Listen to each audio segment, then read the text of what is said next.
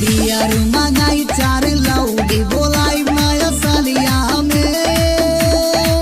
10 kilo मुर्गा कटाई 10 kilo मुर्गा कटाई ए भाई नया सालिया में ए भाई नया सालिया में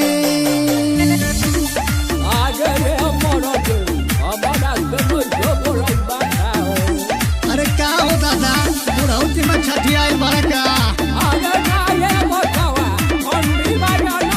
नगरा से जाके चखना ले आई हमारी से जाके बियार ले आई नगरा से जाके चखना ले आई हमारी से जाके बियार ले आई डीजे पर धूम मचाई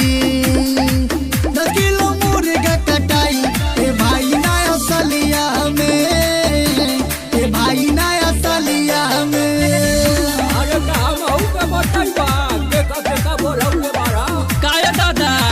सुनते मिजा टन है लागल अरे बुढ़िया सुनी तो तोहरा के मुआ दे बुझला